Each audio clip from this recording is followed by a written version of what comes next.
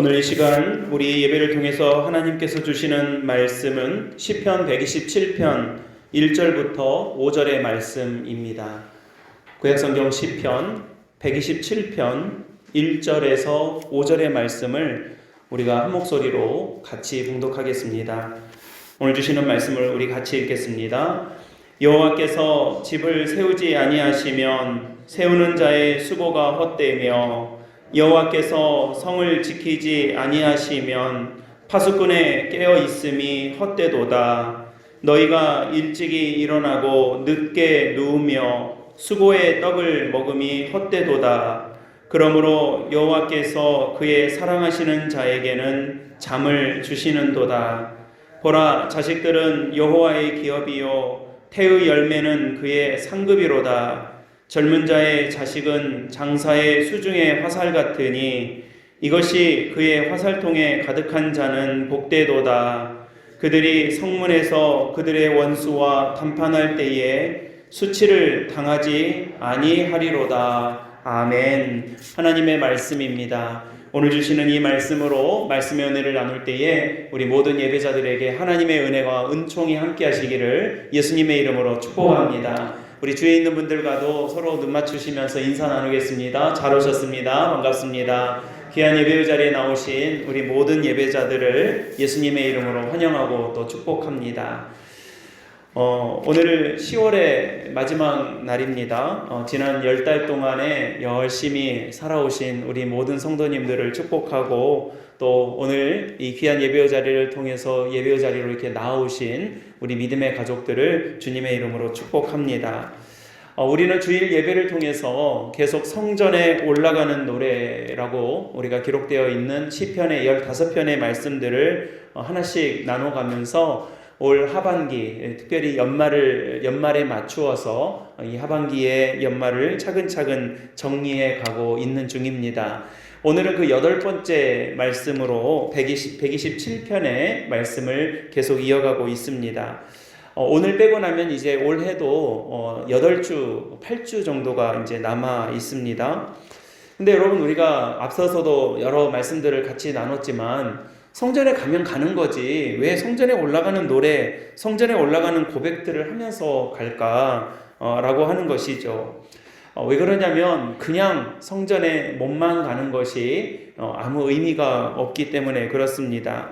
더더군다나 우리가 믿음으로 또 이러한 고백 속에서 하나님의 성전에 나아가고 꼭 성전에서 뿐만이 아니라 여러분들의 성전인, 여러분들의 예배당이 될 수 있는 모든 삶의 자리, 그 모든 곳에서 정말로 귀한 예배자의 마음으로, 예배자의 자세로 살아가기를 소망하는 그 하나님의 마음이 이 말씀을 통해서 저와 여러분들에게 주어지고 있는 것입니다.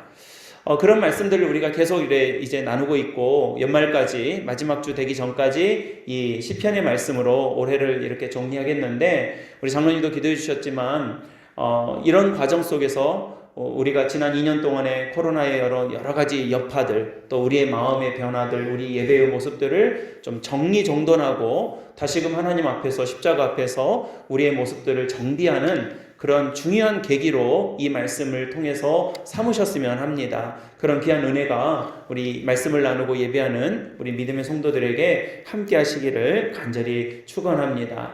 오늘 8번째로 함께 나누게 되는 이 주의 성전을 향하는 이 하나님의 백성들의 고백의 8번째 고백은 무엇입니까? 오늘 말씀의 제목처럼 하나님께서, 여호와께서 하지 않으시면 헛되다라고 하는 이 고백을 성전에 올라가면서 하고 있더라는 것입니다. 여러분, 사람이요, 좀 어려운 일을 좀 해내고 좀 어떤 성과를 만들어내면 누구나 다 마찬가지죠. 뿌듯하고 자랑스럽고 또 자랑하고 싶고 그렇습니다. 내가 이런 거 했어, 나는 이런 거 해냈어 라고 하면서 성과를 드러내고 싶어하고 또 그런 것들을 어떻게든 이렇게 좀 말하고 싶어가지고 어쩔 줄 모르는 그런 우리들의 마음이 없다 하지 않을 수 없습니다. 이게 여러분 신앙생활에서도 예외가 아닙니다. 신앙생활이 어려운 일이지만, 우리가 믿음으로 살아간다는 것이 어려운 일이지만, 또 그것들을 잘 감당해내고 이겨나갔을 때에 또 우리에게 주시는, 하나님께서 주신 그 자부심과 그 자랑스러운 마음들이 또 있지 않습니까? 오늘 이렇게 예배 자리에 나오셨는데요, 여러분 잘하셨어요. 너무 자랑스럽고 귀한 모습입니다. 그러면 우리 안에 나 오늘 이 어려울 때에도 우리가 예배 드렸다 라고, 하나님 앞에 예배자로서 설 수 있었다라고 하는 그런 감사와 감격과 더불어서 어떤 뿌듯함과 자랑스러움도 우리에게 있을 수 있는 것입니다. 지금 여러분 이 말씀의 배경은 예루살렘으로 1년에 3번씩 생업을 중단하고 예배의 자리로 나아가는 예루살렘 백성들, 이스라엘 백성들의 모습을 배경으로 하고 있습니다.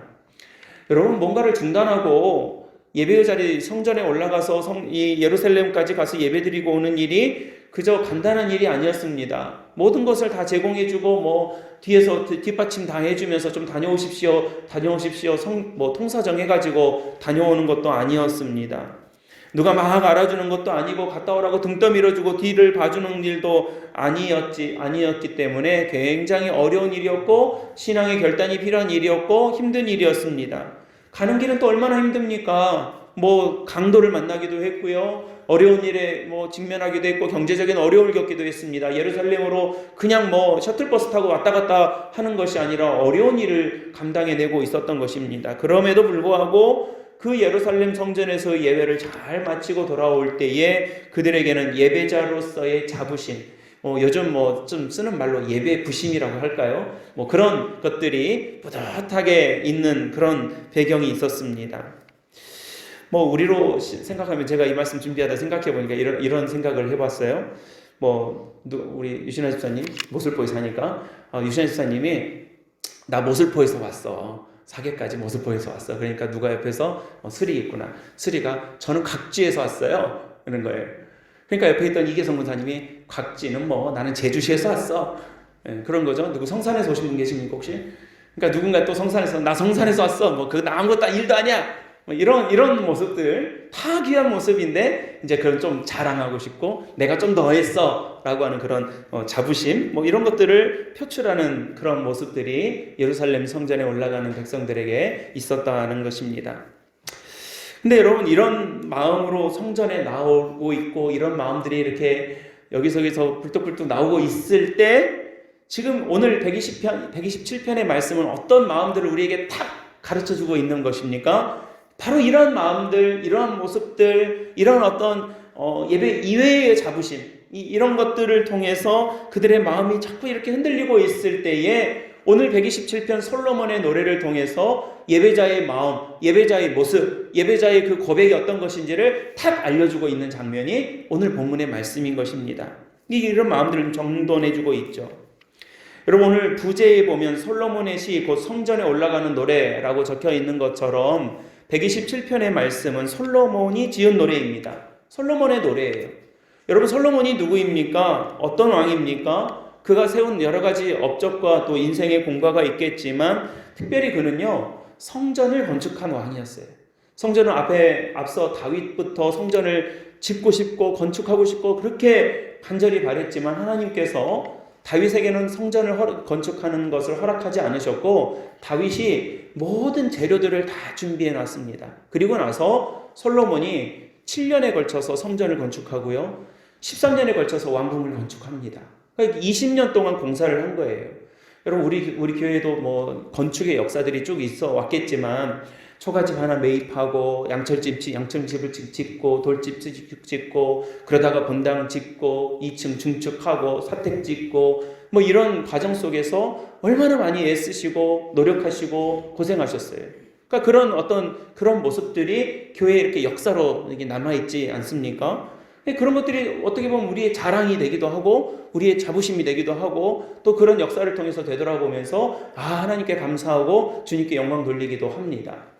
솔로몬은요, 그런 역사를 자그마치 20년 동안이나 하나님의 성전과 이 예루살렘 성을 건거히 하는 왕궁을 건축했다는 것입니다.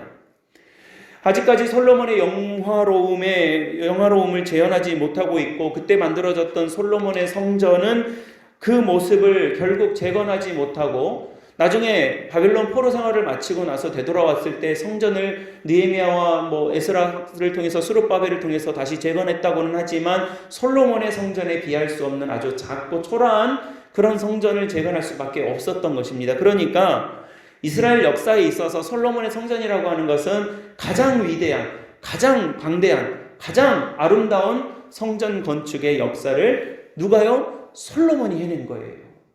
여러분, 이쯤 되면 앞서 예배자들이 예배 부심이 있었다는 것처럼 이 위대한 업적을 이루어 놓은 솔로몬에게는 성전 부심, 건축 부심 이런 것들이 마음속에 뿌듯하게 있지 않겠습니까? 야, 이거 내가 한 거다. 이거 내 재임 기간에 한 거다. 내가 있을 때 성전 완공했잖아. 내가 왕일 때 처음 왕이 돼가지고 내가 완성해낸 일이 뭐냐 하면은 성전했잖아. 성전. 라고 하면서 이 솔로몬이 좀 거들먹거리면서 그의 업적을 이렇게 스스로 치하하고 스스로 이렇게 높일 수 있는 그런 배경이 충분히 있었더랬습니다. 그런데 여러분, 솔로몬이 이 시점에서 어떤 고백을 하고 있는지 잘 보십시오. 그가 7년에 걸쳐서 성전을 완공하고 13년에 걸쳐서 이 예루살렘 궁을 완성한 다음에 이스라엘을 건고히 한 다음에 정말로 누가 봐도 잘했고 누가 봐도 업적이고 누가 봐도 큰 일을 해낸 모습이었는데, 그런 솔로몬이 여러분 어떤 고백을 하고 있는지를 보십시오. 1절의 말씀에 나옵니다. 1절 우리 같이 한번 읽어보실까요? 1절 시작. 여호와께서 세우는 자의 수고가 헛되며 여호와께서 성을 지키지 아니하시면 파수꾼의 깨어있음이 헛되도다. 아멘. 이게 솔로몬의 고백이었어요. 솔로몬이 어떤 고백을 하고 있는지 보셔요. 여호와께서 집을 세우지 않으시면, 지금 이 성전을 누가 세웠습니까, 여러분? 솔로몬이 세웠잖아요. 업자한테 맡겨서 그냥 돈만 준 게 아니었어요. 다 했어요. 아버지 다윗이 준비해 놓은 재료들을 다 살피고 그 모든 건축 과정을 다 관여하고, 가끔 우리 성도들이요, 집 짓는 성도님들 계세요. 그러면요, 하나같이 하시는 말씀이 뭐냐면 다시는 집 안 짓겠다고 그러세요. 너무너무 힘들다는 거예요. 이 집을 짓는 과정이 너무 스트레스를 많이 받고 다시는 집 안 짓겠다고 하시는 말씀들을 많이 들어요, 제가. 여러분, 지금 이 성전을 누가 지었어요? 솔로몬이 머리 빠져가며 정말로 애써서 솔로몬이 지은 거 아니에요.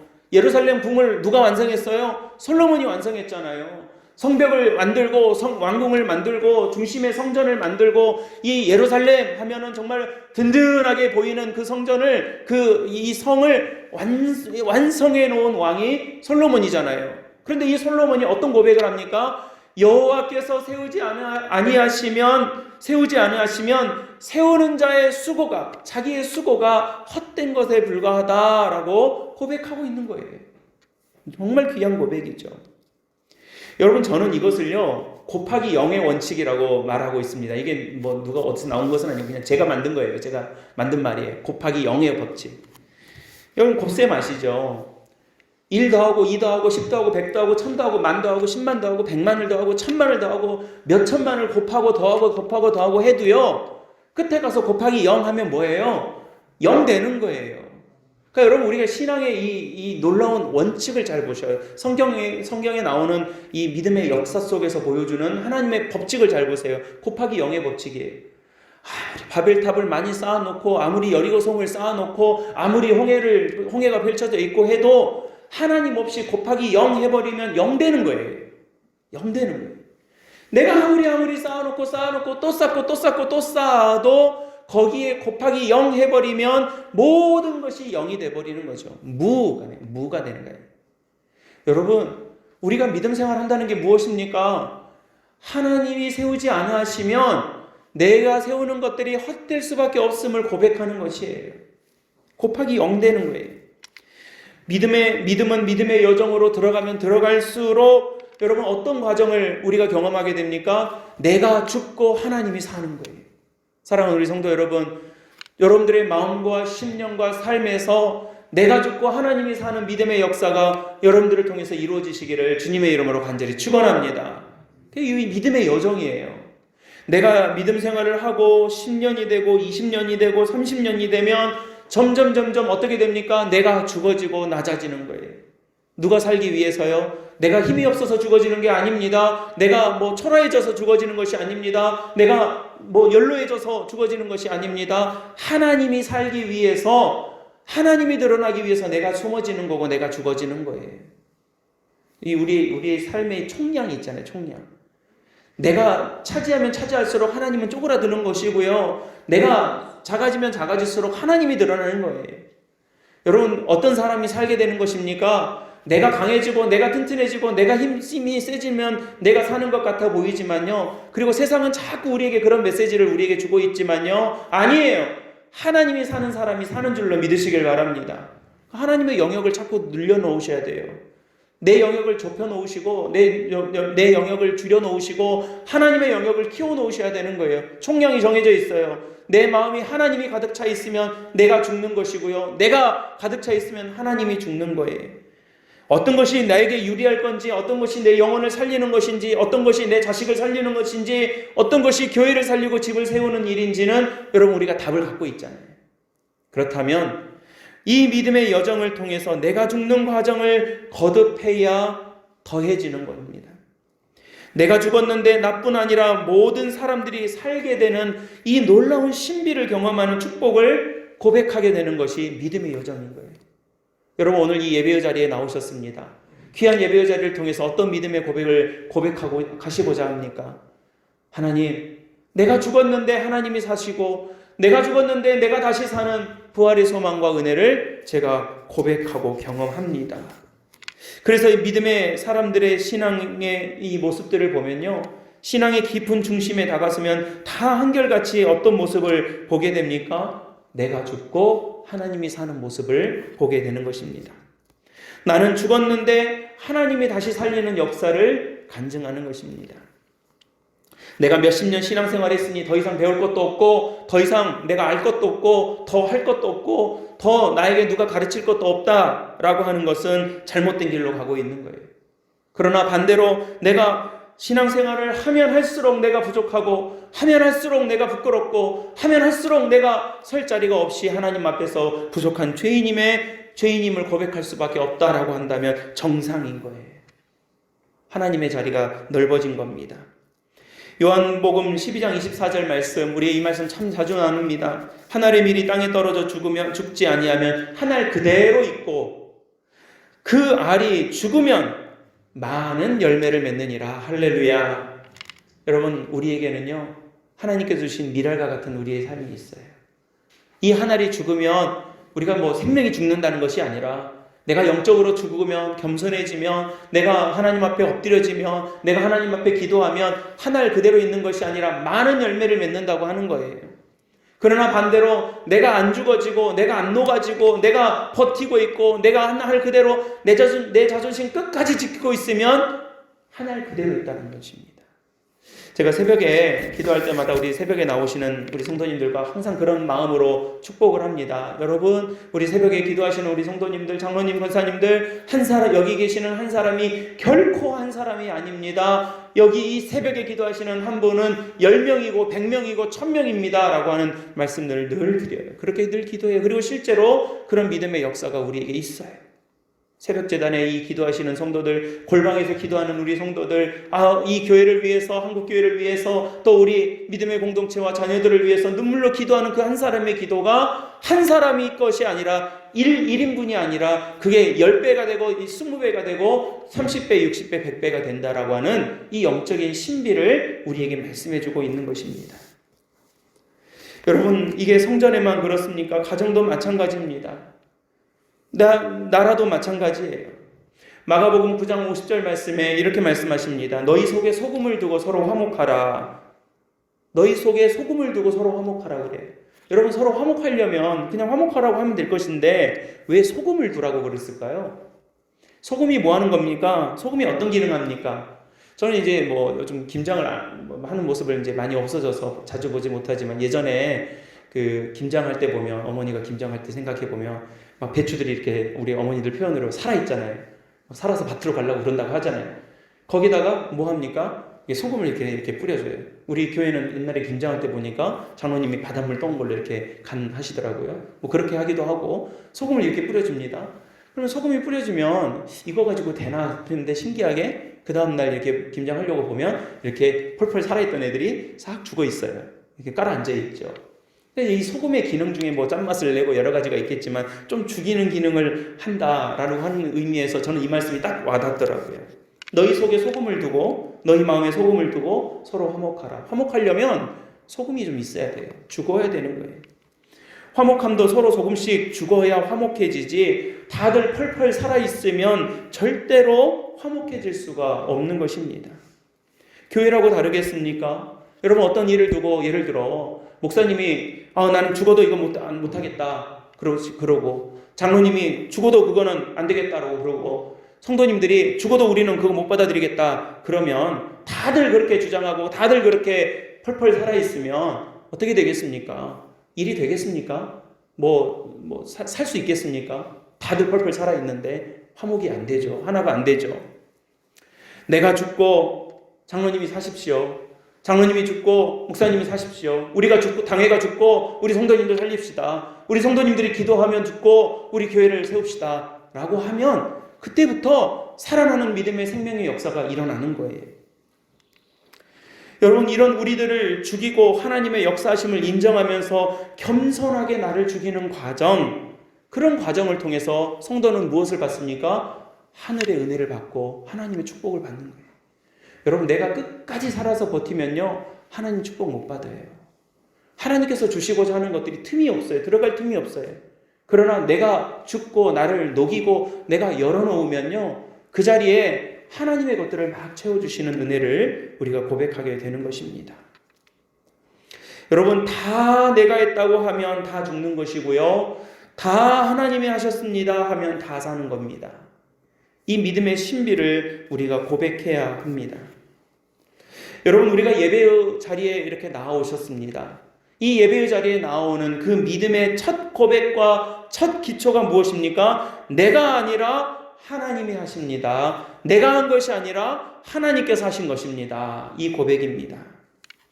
하나님께서 하지 않으시면, 하나님께서 도와주지 않으시면, 하나님의 뜻에 부합하지 않으면 내가 아무리 수고하고 또 수고한다 할지라도 곱하기 0 되는 거예요. 하나님 빠지면. 수고를 얼마나 많이 하십니까? 얼마나 많이 고생합니까? 얼마나 많이 노력합니까? 그런데도 거기에 하나님 빠지면 곱하기 0 되는 거예요.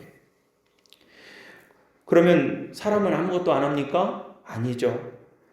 하나님의 위대한 역사와 손길에 쓰임받고 그 도구가 되었으니 감사하고 기뻐할 수 있는 것. 나를 통해서 이 하나님의 역사가 이루어져 가고 우리를 통해서 하나님의 교회가 세워져 가고 우리 공동체를 통해서 이 나라가 함께 세워져 가는 모습을 보면서 우와 하며 하나님 앞에 감사하고 감격할 수 있는 것입니다. 여러분 나를 누가 지켜줍니까?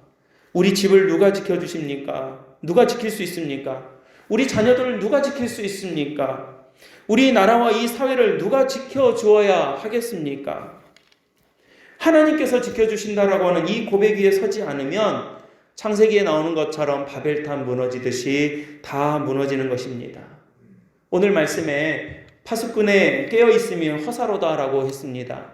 여리고성을 무너지는 것을 경험했던 이스라엘 민족들에게는 이 말씀이 무슨 말인지 딱 알 수 있었습니다. 여리고성은요 성이 약해서 무너진 게 아니었습니다. 여리고성은 지키는 사람이 없어서 무너진 게 아니었습니다. 만리장성처럼 누가 문 열어줘서 무너진 것도 아니었습니다. 여리고성은 튼튼한 성이었고 여리고성은 잘 지키고 있었던 성이었고 밤새 그들을 주목하며 이 성을 견고하게 세우고 있었던 성이었습니다. 그러나 하나님이 지키지 않은 여리고성은 무너질 수밖에 없었고 하나님께서 지켜주지 않은 아이성은 도무지 함락시킬 수 없었던 것입니다. 요즘 현대인들이 또 우리 성도님들이 얼마나 수고하면서 살아가고 있습니까? 요즘 현대인들과 우리 다음 세대들이 역사일에 너무나도 수고하고 고생하면서 살고 있지 않습니까? 이렇게 수고하고 애태우면서 살았던 적이 또 이전에 있었습니까? 그리고 앞으로도 더 고생하고 더 수고하면서 살아야 할 것입니다. 겉으로 보기에는 뭐가 많이 반듯해졌고 많이 발달했고 많이 발전해 보이는 것 같아 보이지만 그것을 유지하고 이어가기 위해서는 그전보다 더 많은 다른 차원의 수고와 노력들을 해가야만 버틸 수 있는 세상을 우리가 살고 있는 것입니다. 이전에는 절대 빈곤의 시대를 살았다고 하지만 지금은 그 절대 빈곤보다 더 무시무시한 상대 빈곤이라고 하는 그런 시대를 우리가 살고 있는 것입니다. 예전에는 다 차가 없어서 그냥 다 차가 없으니까 없어서 그냥 걸어 다니고 했지만 지금은 다 차가 있지만 이제는 누구 차가 어떤 차냐라고 하는 것에 많은 것들이 차이가 나는 세상이고 거기에 절망도 하고 좌절도 할 수 있는 시대가 돼버린 거예요. 다 집에서 살고 있고 다 누울 자리가 있겠지만 누구 집이 어떤 집이냐 얼마가 됐느냐에 따라서 세상의 모든 낙이 없어지기도 하고 절망도 하는 그런 세상 속에서 살고 있는 것입니다. 더 힘들어요. 더 고생하는 시대가 된 겁니다. 여러분 왜 이렇게 고생하는데 잘 지켜지지가 않습니까? 여러분 우리가 이렇게 고생하고 수고하는데 내 마음이 잘 지켜졌습니까? 우리 집이 잘 지켜졌습니까? 우리 자녀들이 잘 지켜집니까? 우리 공동체를 잘 지켜가고 있습니까? 이 나라와 이 민족이 잘 세워지고 있습니까? 우리 계획대로 잘 안 되더라는 겁니다. 왜 그렇습니까? 인간은 유능합니다. 그러나 유능했지 전능하지 않기 때문에 그렇습니다. 그래서 우리의 수고로만은 절대 안 됩니다. 오늘 2절 말씀에 참 우리에게 좋은 위로가 되는 말씀을 주시는데요. 2절 말씀에 너희가 일찍 일어나고 늦게 누우며 수고의 떡을 먹으며 헛되도다 라고 하시면서 그 이후에 뭐라고 말씀하십니까? 그러므로 여호와께서 그의 사랑하는 자에게는 잠을 주시는도다 라고 하십니다. 이거 제가 학생 때 참 많이 써먹었던 말입니다. 오용한 거죠, 오용. 예배 시간에 자고 학교에서 졸고 그럴 때 하나님께서 나를 너무 사랑하시나 봐 그러면서 또 막 자고 더 졸고 잠이 너무 올 때는 하나님이 사랑하셔서 그래 막 그랬는데 이 번역이 좀 개역 성경이 조금 잘못됐어요. 새번역 성경이 너무 제대로 잘 번역을 해놓고 있는데 이 새번역 성경에는요 이렇게 번역을 하고 있습니다. 하나님께서 사랑하시는 자에게는 그가 잠을 자는 동안에도 복을 주신다 이렇게 말하고 있습니다. 이게 더 정확한 번역이에요. 그러니까 사랑하는 자에게 잠을 주신다가 아니라 잠을 자는 동안에도 하나님께서는 그의 사랑을 베푸시고 그에게 복을 주시고 그의 일을 행하고 계시더라는 겁니다. 여러분 잠이라는 게 참 신기한 게요. 이게 멈추는 시간 아닙니까? 어제도 잘 주무셨습니까? 이게 멈추는 시간이에요. 근데 여러분 세상의 모든 것들은요. 이 멈춘다고 좋아지지는 않습니다. 예를 들어 기계가 고장났으면 고쳐야지 기계를 멈추거나 정지시켜놨다고 해서 시간이 지나서 이렇게 아침 되면 좋아져 있거나 그러지는 않아요. 가끔 컴퓨터가 안 될 때 껐다 켜면 되는 일도 있겠지만 저도 기계를 전공했지만 한번 고장이 나면요 고쳐야 그게 해결이 되지 놔둔다고 해결되는 게 아니에요. 뭔가를 손대야 돼요. 사람 몸은요 참 신기한 게 치료를 해야 될 것은 해야 되겠지만 상당히 많은 부분들은요 저녁이 되어서 잠을 자고 내 활동을 멈추고 잠을 잘 자고 일어나면 많은 것들이 회복되어져 있습니다. 그러니까 여러분 잠을 또 잘 자야 기억력도 안 없어지고요. 몸도 회복되고 마음도 회복되고 그렇습니다. 근데 이 잠이라고 하는 것을 우리 인생의 3분의 1을 자지 않습니까? 3분의 1이요. 그러니까 우리가 100년을 살면 30년은 자는 거예요. 어마어마하게 많이 자죠. 하나님께서 인간을 그렇게 만들어 놓으셨습니다. 3분의 2는 활동하게 하셨고요. 3분의 1은 어쨌든 자게 만들어 놓으셨어요. 예전에는 잠을 적게 자는 것, 잠을 줄이는 게 미덕이었던 시절도 있었지만 이제는 많은 사람들이 잠을 제 시간만큼 잘 자야 한다는 것을 알고 계십니다. 그래서 저는 제가 기도 제목 중에 하나가 요즘 불면증이 참 많으세요. 우리 성도님들도 그렇고 저는 아직 경험해보지 못했지만 제 가까운 친구들도 그렇고 잠을 못 자는 분들이 많이 계십니다. 그래서 제가 기도하는 것 중에 하나는 불면증을 위해서 제가 기도하는 부분들이 많이 있습니다. 그런 부분들이죠. 근데 여러분 제가 왜 이 말씀을 드리냐면 오늘 2절 말씀에서도 뭐라고 하냐면 하나님께서는요 그렇게 잠을 자는 동안에도 그러니까 여러분 잠이라고 하는 것은 내가 다 멈춘 상태잖아요. 물론 잠잘 때도 우리가 꼼짝 않고 있는 건 아닙니다. 계속 움직이죠. 우리 청소년들은 뭐 10시부터 새벽 2시 사이에는 잠을 자야 키가 큰다고 그러지 않습니까? 그런 것처럼 뭐 계속 움직이고 활동을 하고 있다지만 우리 의지로는 다 내려놓은 시간이고 다 멈춰져 있는 시간이고 중단된 시간이에요. 그러니까 내가 뭐 내 자의를 가지고 뭔가를 하는 시간은 아니에요. 그런데 하나님께서 사랑하는 그의 백성들과 그의 자녀들을 위해서 그렇게 잠을 자는 동안 내가 뭘 할 수 있는 시간이 아닌 그 시간에도 여러분 우리를 붙들어 주시고 우리를 고치시고 우리를 회복시키시고 하나님의 일들을 만들어 놓고 계시더라는 것을 우리가 경험하게 되더라는 겁니다. 오늘 본문 3절에서 5절에 보면 자식에 대해서 말씀하고 있습니다. 자식의 축복과 태의 열매에 대해서 말씀하고 있는데 처음에 뭐라고 말하냐면 보라 자식들은 여호와의 기업이요 라고 말합니다. 제가 보니까 저도 뭐 아직 젊지만 저도 아이를 키우면서 뭐 늘 고백하고 기도하는 바지만요. 세상 모든 일 중에서 제일 내 맘대로 안 되는 게 자식이에요. 그렇죠? 뭐 돈도 그렇고 건강도 그렇고 뭐 시간도 그렇고 내 맘대로 잘 안 되지만 또 노력하면 되는 부분들이 있지만요. 자식은요. 정말 내 맘대로 안 되지 않습니까? 많은 분들이 그렇게 고백합니다. 그런데도 가장 세상에서 내 맘대로 안 되는 그 일을 두고 하나님께서 이 자식을 두고 뭐라고 말씀하시냐면 자식은 여러분 뭐라고 말씀하고 계세요? 여호와의 기업이래요. 네가 책임져야 될 네 기업이 아니라 여호와의 기업이래요. 그렇게 말씀하고 있습니다. 여호와께서 세우지 않으시면 세우는 자가의 수고가 헛되게 되고 파수꾼의 깨어있음이 헛되게 되는 것이겠지만 반대로 여러분 생각해 보십시오. 여호와께서 세우시면 여호와께서 하시면 세우는 자의 수고를 통해서 하나님은 위대하고 엄청난 믿음의 열매들을 만들어주신 줄로 믿으시기를 바랍니다. 하나님께서 세우시면 파수꾼의 깨어있음을 통해서 우리로서는 감당 못할, 우리가 막아내지 못할 강력한 도전과 위협들을 이기게 하시는 하나님의 역사를 우리로 하여금 보게 하시다라는 이 믿음의 사실을 우리가 고백합니다. 그래서 여러분 성전에 오르는 사람들은 하나님 앞에 십자가 앞에 나가는 사람들은 바로 이 고백으로 하나님 앞에 나가고 이 고백으로 하나님 앞에 서고 있는 거예요. 여러분 오늘은요 504주년을 맞이하는 종교개혁주일입니다. 우리 주요 사변을 보시면 이제 뭐 종교개혁에 대한 설명들을 첨부해 놓았지만요.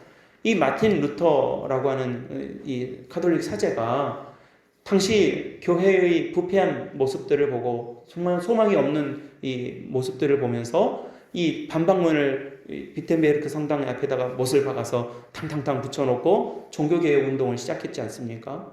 근데 우리가 이제 종교개혁 운동, 종교개혁 이렇게 하니까 지금 우리가 뭐 이 현대 사회에 비추어서 뭔가 이렇게 좀 캠페인을 하고 뭔가 좀 개선하는 어떤 개선 운동을 하는 것처럼 이렇게 생각하지만요. 이게 아니에요. 여러분 루터가 그런 행동을 한 것은 이제 나 죽었어 라고 하는 것입니다. 당시 정치와 종교가 하나로 묶여있던 이 시대에 교회 정문에다가 반박문을 못으로 박아놨다라고 하는 것은 나 죽겠다라고 하는 그런 의미였습니다. 그리고 실제로 루터는 이 수많은 생명의 위협 속에서 이리저리 도망다니고 피해 다녀야 했었습니다.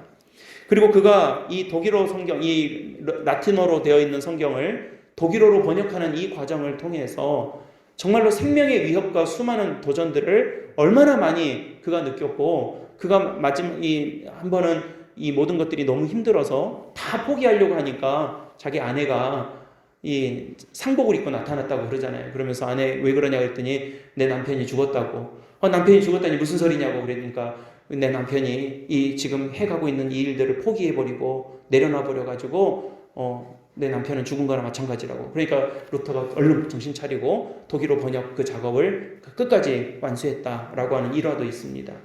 그러니까 이 루터가 정말로 이 생명의 위협을 느끼면서 그럼에도 불구하고 이 부패한 교회를 위해서, 교회 갱신을 위해서 노력하고 애썼던 그런 역사를 우리는 알고 있습니다.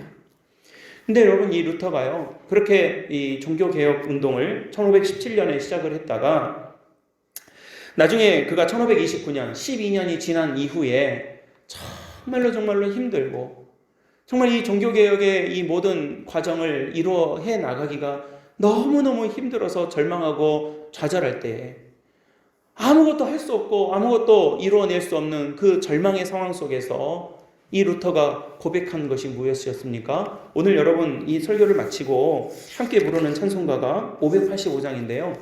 이따 우리가 부를 이 585장 찬송가가 바로 이 독일 민요에다가 이 루터가 이 시를 가사를 붙인 찬송가 585장입니다. 이 한글로 번역된 성경은 여러분 잘 아시죠? 내 주는 강한 성이요 방패와 병기 되시니 큰 환난에서 우리를 구하여 내시리로다. 옛 원수 마귀는 이때도 힘을 써 모략과 권세로 무기를 삼으니 천하에 누가 당하랴. 내 힘만 의지할 때는 패할 수밖에 없도다. 힘있는 장수 나와서 날 대신하여 싸우네. 이 장수가 누군가? 주 예수 그리스도 만군의 주로다. 당할 자 누구랴? 반드시 이기리로다. 이 땅에 막이 들끓어 우리를 삼키려 하나 겁내지 말고 섰거라. 진리로 이기리로다. 친척과 재물과 명예와 생명을 다 빼앗긴데도 진리는 살아서 그 나라 영원하도다. 아멘. 이게 585장 여러분들이 잘 아시는 내 주는 강한 성이요 라고 하는 이 찬송가 가사입니다. 종교개혁자였던 마틴 루터가 종교개혁을 시작하고 나서 12년이 지난 그때에 이 장수 누군가 날 대신하여 싸우네. 그는 주 예수 그리스도 만군의 주로다. 당할 자 누구냐? 반드시 이기리로다 라고 고백하고 있었던 것입니다. 종교개혁 누가 했습니까? 루터가 했잖아요. 존 칼빈이 했습니다. 존 락스가 했습니다. 그런 사람들이 스위스 제네바에 가면, 가본 것은 제가 아니지만 스위스 제네바에 이 종교개혁자들의 동상이 4명의 동상이 쫙 이렇게 놓여져 있는 그 동상이 있습니다. 그 뒷면에 어두움 후에 빛이 오며 라고 하는 라틴어가 써 있어요. 그게 내년 우리 교회의, 한국 교회의 총회 주제입니다. 어두움 후에 빛이 오며. 생명을 걸고 목숨을 걸고 열심히 수고하고 노력해서 종교개혁 운동을 일으켰지만 그 역시 무엇을 고백하고 있습니까? 내가 한 것이 아니라 하나님께서 하십니다. 내가 싸워오고 있었고 내 생명 걸었지만 내가 싸워 이겨낸 것이 아니라 날 대신하여 싸운 예수 그리스도 반드시 이길 그 주님의 은혜로 말미암아 싸울 수 있었습니다 라고 고백하고 있는 것입니다. 저는 우리 모든 예배자들이 그런 믿음으로 살아가고 또 성전에 나올 때마다 예배 자리에 나오실 때마다 또 예배를 마치고 여러분들의 삶의 성전으로 나갈 때마다 삶의 자리로 나아가실 때마다 모든 삶의 자리에서 바로 오늘 127편 이 예배자의 고백, 여호와께서 집을 세우셨습니다. 여호와께서 우리를 지키셨습니다. 여호와께서 지키지 아니하시면 안 됩니다. 날 대신하여 싸운 예수 그리스도 그분을 통해서 우리는 이겼습니다 라고 고백하며 살아가는 은총이 우리 모든 예배자들과 믿음의 가족들에게 함께 하시기를 예수님의 이름으로 간절히 축복합니다. 기도하겠습니다. 은혜로우신 아버지 하나님 감사합니다. 귀한 예배의 자리로 우리를 부르시고 인도하셔서 하나님의 은혜 가운데 살아가게 도와주시고 내 주는 강한 성이라고 고백할 수 있도록 인도하여 주신 것을 감사드립니다. 사랑하는 주님, 우리 모두에게 주님의 은총과 은혜를 부어주사 여호와께서 세우지 아니하시면 파수꾼의 깨어있음이 헛되고 세우는 자의 수고가 헛됨을 알아 주님께서 세우심을 늘 바라보고 믿음으로 고백하는 저희들이 될 수 있도록 아버지께서 도와주시옵소서. 우리를 구원하신 우리 구주 예수 그리스도의 이름으로 간절히 기도드리옵나이다. 아멘.